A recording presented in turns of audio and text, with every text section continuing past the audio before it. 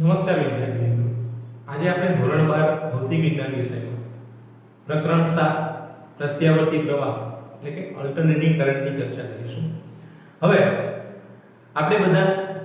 વિદ્યુત પ્રવાહ જે પ્રકરણ 3 ભણ્યા પ્રવાહ વિદ્યુત, એની અંદર વિદ્યુત પ્રવાહની સમજ મેળવી. તો એ પ્રવાહ જે છે એ એક જ દિશામાં જતો હતો, જે આપણને કોષમાંથી મળતો હતો, જેને આપણે બેટરી કહીએ છીએ. તો બેટરીમાંથી જે વહેતો પ્રવાહ છે એ એક જ દિશામાં જતો હતો. આવું આપણે આગળ જોયું કે ધારો કે એક તાર લેવામાં આવે અને આ તાર સાથે આપણે નાનકડો બલ્બ લગાડી દઈએ અને આ બલ્બ સાથે એક વિદ્યુત કોષ જોડી દઈએ. તો આ કોષમાંથી જે વિદ્યુત પ્રવાહ નીકળે છે એ એક જ દિશામાં જતો હતો અને આ પ્રવાહ જે છે વહેવાના કારણે આ બલ્બ આપણને પ્રકાશિત થતો જોવા મળતો હતો. આની ડાયરેક્શન આપણે આ રીતે બતાવતા હતા. તો આ પ્રવાહ એક જ દિશામાં જાય છે. હવે ઘણાને એમ થાય કે દિશા તો બદલાય છે, એ રીતે નહીં. દિશા તાર સીધો છે તો સીધો જશે, પણ તાર વળેલો છે તો વળેલો. કહેવાનો મતલબ કે જે માર્ગે એ વક્ર થાય છે તે માર્ગે આગળ વધે છે. એટલે અહીંયા કરંટ ના કારણે વિદ્યુત ભારોની ગતિ એક જ દિશામાં થાય છે. એક જ દિશા એટલે કોઈ જે દિશામાં થઈ રહી છે તે દિશાએ પકડી રાખે છે. તો આ રીતે ધન ધ્રુવથી ઋણ ધ્રુવ તરફ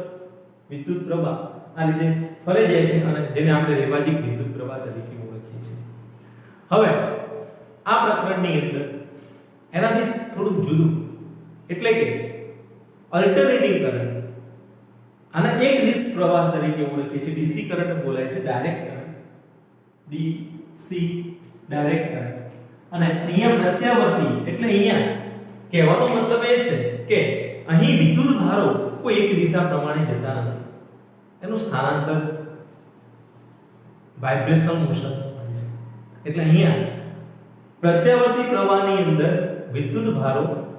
કોઈ એક દિશામાં ગતિ કરતા નથી, એની દિશા સતત બદલાય છે. આના ઉલટસુલટ પ્રવાહ પણ કહેવાય છે. પ્રત્યાવર્તી પ્રવાહ, અલ્ટરનેટિંગ કરંટ અથવા ઉલટસુલટ પ્રવાહ તરીકે આપણે ઓળખીએ છીએ. હવે આ પ્રવાહ એ આગળ જે ડીસી કરંટ છે એનાથી કેવી રીતે જુદો પડે છે? તો એમાં દિશાના આધારે આપણે એને જુદો પાડીએ છીએ. જો એક જ દિશામાં પ્રવાહ વહેતો હોય તો એને આપણે એક દિશ પ્રવાહ એટલે કે ડીસી કરંટ તરીકે ઓળખીએ છીએ. અને જો ડાયરેક્શન બદલતો હોય તો એવા પ્રવાહને આપણે અલ્ટરનેટિંગ કરંટ તરીકે ઓળખીએ છીએ. આપણા ઘરે જે ઉપકરણો છે એ ઉપકરણોની અંદર જે પ્રવાહ વપરાય છે એ એસી હોય છે. અને એના પાછળનું કારણ પણ આપણે આગળ જોઈશું કે આ પ્રવાહને વીજ મથકોમાં ઉત્પન્ન કરવામાં આવે છે અને એનું ટ્રાન્સફોર્મર ની મદદથી સ્થિતિમાન પીડી વોલ્ટેજ વધારી કે ઘટાડી શકાય છે અને એને લાંબા અંતરો સુધી મોકલી શકાય છે. બીજું, આ જે પ્રવાહ છે એ ડીસી કરંટ કરતા સસ્તો પડે છે, માટે આપણે આનો ઉપયોગ આપણા ઘરે કરતા હોઈએ છીએ. હવે વાત કરીએ આપણે અહીંયા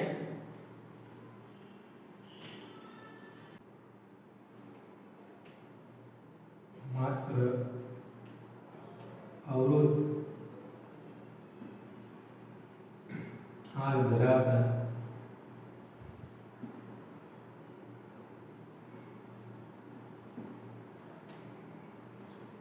એસી પરિપથ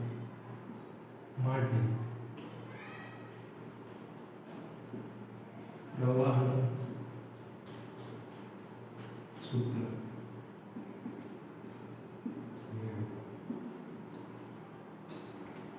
અહીંયા પ્રશ્ન જે પૂછેલું છે કે એસી પરિપથ માટે જેની અંદર માત્ર R એટલે કે અવરોધક જ હોય, આવા પરિપથની અહીંયા આપણે ચર્ચા કરવાની છે અને એના વિદ્યુત પ્રવાહનું સૂત્ર મેળવવું છે. તો આના માટે મિત્રો આપણે અહીંયા પરિપથ સમજીએ કે ધારો કે આપણી જોડે અહીંયા એક રેઝિસ્ટન્સ છે અને જેની વેલ્યુ R છે. આ R વેલ્યુ ધરાવતા રેઝિસ્ટન્સ સાથે એસી પ્રાપ્તિ સ્થાન, જેને આપણે આ સિમ્બોલ વડે બતાવીશું, આ યાદ રાખીશું કે એસી પ્રાપ્તિ સ્થાનને દર્શાવવા માટે આપણે આ સિમ્બોલ યુઝ કરીશું આ રીતે. જે પ્રત્યાવર્તી પ્રવાહ, હવે જો અહીંયા થોડી સમજ મેળવવાની જરૂર છે. ઘણી વખત એસી પ્રવાહ આપણે બોલીએ છીએ અહીંયા હવે એસી પ્રવાહ શબ્દ જે છે ને થોડી કન્ફ્યુઝન ઉત્પન્ન કરે છે કારણ કે અલ્ટરનેટિંગ કરંટ એસી એટલે અલ્ટરનેટિંગ કરંટ અને પછી ફરી પ્રવાહ બોલીએ છીએ કે અલ્ટરનેટિંગ પ્રવાહ અથવા પ્રત્યાવર્તી પ્રવાહ આવું બોલાય પણ એ મિસમેચ થાય છે એસી વોલ્ટેજ પણ બોલીએ છીએ તો એસી વોલ્ટેજ એટલે અહીંયા અલ્ટરનેટિંગ કરંટ આવતો હોય તેવો વોલ્ટેજ એ તો તમે ચલો સેટ થઈ જાય છે કે એસી વોલ્ટેજ પણ એસી પ્રવાહ તો એસી પ્રવાહ એટલે અલ્ટરનેટિંગ કરંટ છે પછી ફરી પ્રવાહ બોલીએ છીએ એ એને દર્શાવવા માટે આપણે એ રજૂ કરવા માટે એવું બોલીએ છીએ ખરેખર અલ્ટરનેટિંગ કરંટ શબ્દ જે છે એના માટે આપણે એસી શબ્દ વાપરીએ છીએ એટલે આ જે પ્રવાહ છે એ સમય સાથે સતત બદલાતો રહેતો હોય અને એની દિશા પણ બદલાતી હોય તો હવે આવા પ્રવાહની જે સિમ્બોલ છે એ આપણે આ રીતે આપીએ છીએ અને આ બે છેડા વચ્ચે લાગુ પાડે એસી વોલ્ટેજ જે છે એ ધારો કે V બરાબર Vm sin ઓમેગા t છે હવે જુઓ આવા પણ હોઈ શકે V બરાબર Vm cos ઓમેગા t હવે આ પ્રમાણે પણ બદલાતો હોય આ પ્રમાણે પણ બદલાતો હોય આ બંને વિધેયો જે છે એ બંને વિધેયો આપણે અહીંયા એસી પ્રવાહ જે મળે છે બરાબર એના માટે અહીંયા યુઝ કરતા જોવા મળે છે પણ જનરલી આપણે શું લઈએ છીએ તો આ પ્રવાહ જો 0 સમયે પ્રવાહ શૂન્ય હોય તો સાઇન વિધેય પ્રમાણે બદલાય છે અને જો આ જે પ્રવાહ છે અહીંયા સમય સાથે t બરાબર 0 સમય મેક્સિમમ હોય તો એ આપણે cos વિધેય પ્રમાણે લઈએ છીએ એટલે અહીંયા તમારી બુકમાં v બરાબર vm sin ઓમેગા t પ્રમાણે વોલ્ટેજ બદલાય છે એવું માની લેવામાં આવેલું છે તો ધારી લીધું છે તો અહીંથી જે પ્રવાહ શૂન્ય સમયે હશે એ કેવો હશે રેઝિસ્ટન્સમાંથી પસાર થશે અને ફરી પરિપથ પૂરો થશે હવે આ બંને આમાં શું ફેર છે તો આની અંદર જે ઇલેક્ટ્રોન્સ છે એ આખી ગતિ કરતા નથી એ માત્ર પોતાની જગ્યા ઉપર વાઇબ્રેશન પેદા કરે છે કારણ કે ધારો કે આપણે જાણીએ છીએ કે આપણા ઇન્ડિયાની અંદર જે વોલ્ટેજ આવે છે 230 વોલ્ટ 220 વોલ્ટ 240 વોલ્ટ સુધીના એની આવૃત્તિ 60 હર્ટ્ઝની નજીકની હોય છે 50 થી 60 હર્ટ્ઝની વચ્ચે ઇન્ડિયામાં લગભગ 50 હર્ટ્ઝ આવૃત્તિ હોય છે અને યુએસએમાં 60 હર્ટ્ઝ આવૃત્તિ વાળો પ્રવાહ આવે છે તો 1 સેકન્ડની અંદર 60 વખત એ પ્રવાહ અહીંયા રોટેટ થાય છે અથવા એવું કહી શકાય કે એની દિશા બદલાય છે એટલે એ v બરાબર vm sin ઓમેગા t પ્રમાણેનો હોય તો એ પ્રવાહ એક વખત ખાલી એક એની સાયકલ બતાવો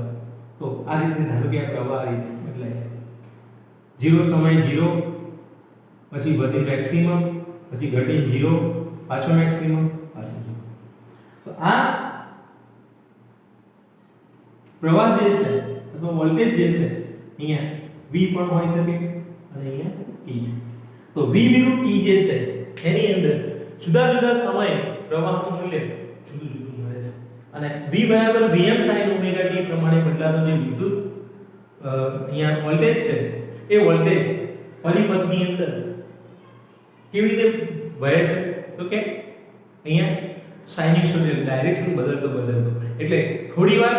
ઇલેક્ટ્રોન ધારો કે આમ જતો હોય તો જ્યારે વોલ્ટેજની ડાયરેક્શન બદલાશે ત્યારે ઇલેક્ટ્રોન પાછો પણ આવશે એટલે અહીંયા એસી કરંટની અંદર વિદ્યુત ભારો કોઈ એક દિશામાં ગતિ નહીં પકડી રાખે જ્યારે ડીસી કરંટની અંદર વિદ્યુત ભારોની ગતિ જે ડાયરેક્શનમાં હશે એ ડાયરેક્શન એમના એમ રહેશે એટલે અહીંયા વિદ્યુત વાઇબ્રેશન મોશન આપશે પોતાની જગ્યા છોડીને બહુ દૂર જશે નહીં બરાબર હવે આવો વોલ્ટેજ જો આપવામાં આવતો હોય અને આવા માત્ર આ ધરાવતા પરિપથની વાત કરતો હોઈએ તો એવા પરિપથ માટે વોલ્ટેજ v બરાબર vm sin ઓમેગા t અનુસાર બદલાય છે તો આનો જે પ્રવાહ છે એ આપણે કેવી રીતે મેળવી શકીએ અથવા કેવી રીતે દર્શાવી શકીએ આનો જે પ્રવાહ છે એના મેળવવા માટે આપણે i બરાબર શું કરીશું તો કે i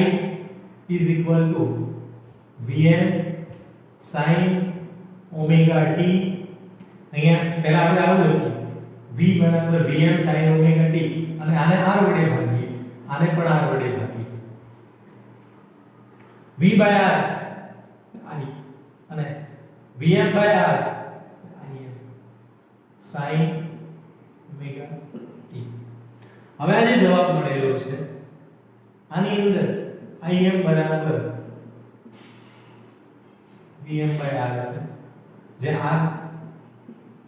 અવરોધ દર્શાવે છે અને vm એ પરિપથમાં વહેતો મહત્તમ વોલ્ટેજ છે. હવે અહીંયા શું જોવા મળે છે? તો જનરલી આપણે અહીંયા ખાસ જે ચર્ચા કરવાની છે આ ચેપ્ટરની અંદર એ છે કે પ્રવાહ અને વોલ્ટેજ બંને સાથે પણ બદલાતા હોય, બંને એકબીજાના ક્રોસમાં પણ બદલાતા હોય અને એમનો ફેરફાર છે કે અલગ અલગ રીતે પણ હોય. અહીંયા હું તમને એક આકૃતિ સમજાવવાની કે ધારો કે આપણા જોડે અહીંયા એક વર્તુળ છે, આ વર્તુળની અંદર આપણે એવું માની લઈએ કે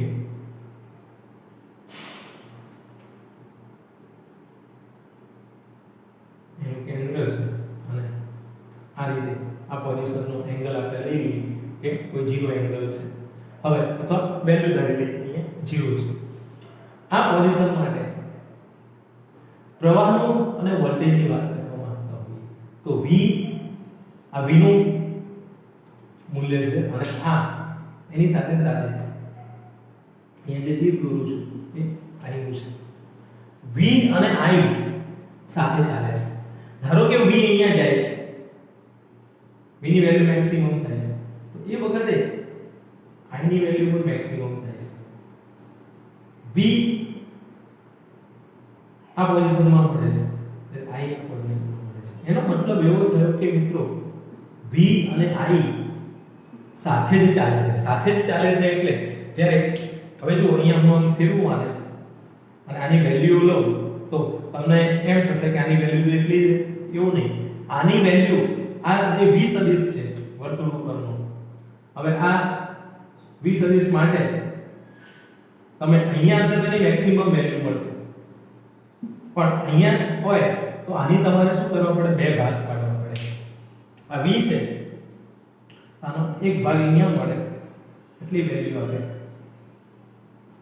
અને બીજો ભાગ અહીંયા આટલો મળે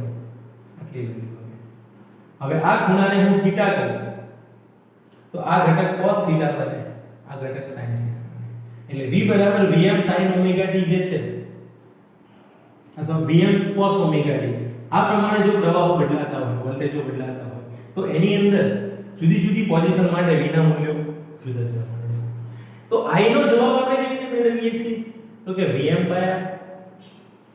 sin omega t. r એ કોઈ ચોક્કસ કિંમત છે તો v by r નો જવાબ i તરીકે લઈએ છીએ તો vm by r નો જવાબ im તરીકે લેવામાં આવે છે અને sin વિધેય પ્રમાણે બદલાય છે. બંને ભૌતિક રાશિઓ v બરાબર vm sin omega t અને i બરાબર im sin omega t બંને એક સરખી રીતે ચેન્જ થતી જોવા મળે છે. ખાલી શું બદલાય છે તો કે બંનેના વેલ્યુ બદલાય છે. im અને vm જુદા જુદા છે માટે આ જે વેલ્યુ છે એ નાના મોટા દોરે છે. ધારો કે આ વોલ્ટેજનો ગ્રાફ છે અને પ્રવાહનો ગ્રાફ મારે અહીંયા દોરવો હોય આ રીતે દોરી શકાય. હવે જોઈ શકાય છે કે i બતાવે છે અને આ v બતાવે છે. તો આ v નો ગ્રાફ છે, ઉપરવાળો દોરેલો છે અને અંદર જે દોરેલો છે એ i નો ગ્રાફ છે. તો v નો ગ્રાફ અને i નો ગ્રાફ જોતા માલુમ પડે છે કે જ્યારે i મેક્સિમમ છે ત્યારે v પણ મેક્સિમમ છે અને જ્યારે i 0 છે ત્યારે v પણ 0 છે. તો અહીં કહી શકાય કે માત્ર r ધરાવતા પરિપથમાં v અને i સમાન કળામાં છે. v અને i ના જે ફેઝ છે એ સાથે સાથે ચાલતા હોય છે. એટલે અહીંયા કોઈ પણ પોઝિશન માટે આપણે પ્રવાહ અને વોલ્ટેજ જોઈએ તો એની કળા સરખી મળે છે. એનો મતલબ અહીંયા એવો થાય કે અહીંથી જે વોલ્ટેજ મળે છે એ પ્રમાણે પ્રવાહ ઉત્પન્ન થાય છે. વોલ્ટેજ વધારે મળશે તો પ્રવાહ પણ વધારે મળશે, વોલ્ટેજ ઓછા મળશે તો પ્રવાહ પણ ઓછો મળશે. એટલે માત્ર આ ધરાવતા પરિપથની અંદર વોલ્ટેજ અને પ્રવાહ સમાન કળામાં હોય છે, કોઈ આગળ કે કોઈ પાછળ હોતું નથી. બંને સાથે મેક્સિમમ થાય છે, બંને સાથે 0 થાય છે. અને આનો એક આ ગ્રાફ તમારે ધ્યાનમાં લેવાનો છે. v વિરુદ્ધ t અને I વિરુદ્ધ t બંનેને એક જ ગ્રાફ પેપર ઉપર દર્શાવવાના છે બરાબર તો આ સૂત્ર તમારે મેળવવાનું છે અને એના સુધી આ વાત કરવાની છે બીજી વસ્તુ કે Vm/R જે છે Vm/R એ ઓહમના નિયમ ઓહમ નો જે નિયમ છે ને એના સાથે સુસંગત છે આમાં કોઈ ફેરફાર છે નહીં એટલે માત્ર R ધરાવતા પરિપથ માટે જેમાં R વિરુદ્ધ જ લગાડેલો છે જેવા AC પરિપથની વાત કરતા હોઈએ ત્યારે એની અંદર કોઈ સાદો પરિપથ DC લઈએ કે AC લઈએ એના જેવી જ અહીંયા કિંમતો મળે છે પરંતુ ફેર માત્ર એટલો પડે છે કે અહીંયા sin વિધેય કે cos વિધેય પ્રમાણે પ્રવાહ અને વોલ્ટેજ પોતાની કિંમતો બદલતા હોય છે અને DC કરંટની અંદર વેલ્યુ સરખી રહેતી હોય છે સમય સાથે એની કોઈ વેલ્યુએશનમાં ફેરફાર થતો નથી અને દિશા પણ બદલાતી નથી અહીં દિશા બદલાય છે હવે આપણે અહીંયા જે પ્રવાહ છે એના કારણે જે અંદર પાવર ને બધું ઉત્પન્ન થાય છે એની ચર્ચા કરવા માંગીએ છીએ મિત્રો અહીંયા આપણે V અને I વર્સિસ ઓમેગા t ના આલેખની વાત કરવા માંગીએ છીએ આ જે આલેખ છે આ આલેખની અંદર ઓમેગા t એટલે અહીંયા ખૂણો બતાવે છે એંગલ હવે અહીંયા તમે જુઓ કે પાઈ બાય 2 અહીંયા પાઈ 3 પાઈ બાય 2 પાઈ અને આપણે પાઈ બાય 2 પાઈ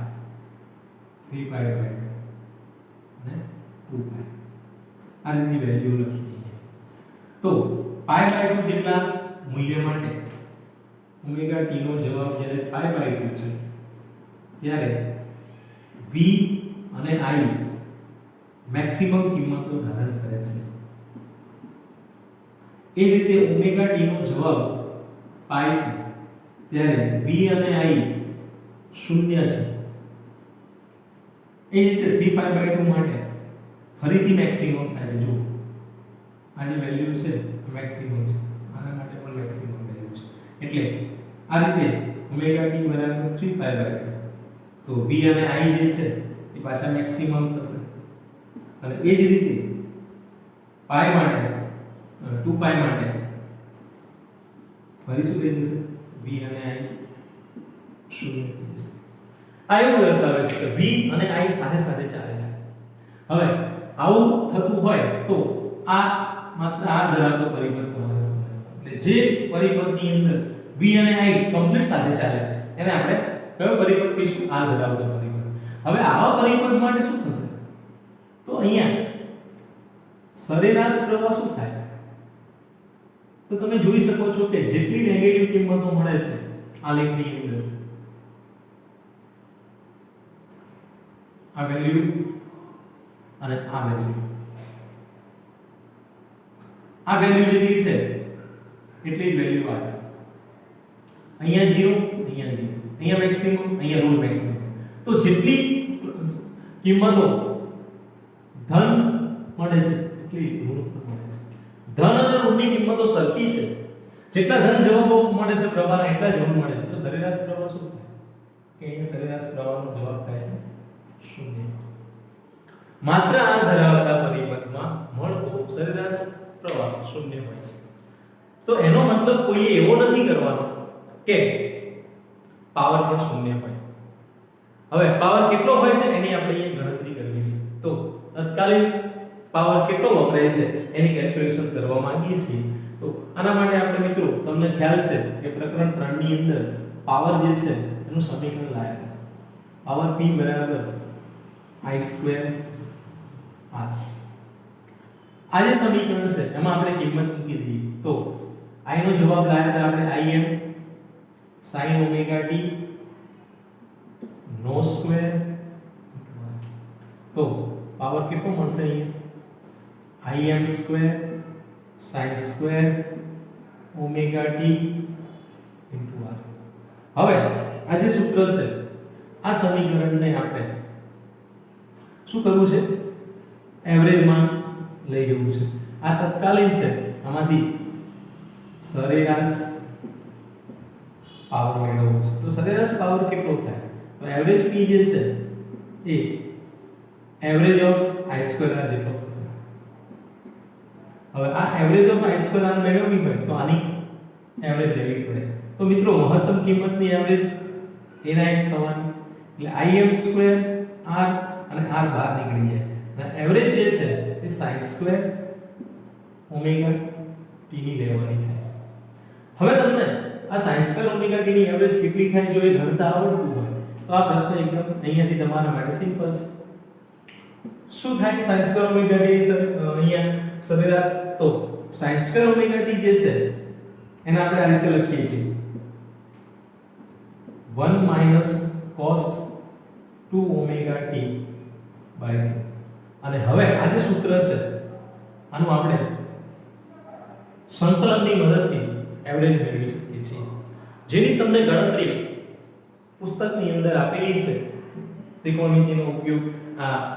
છે આ સૂત્રની અંદર અને એનું પછી સંકલન કરી એનો જવાબ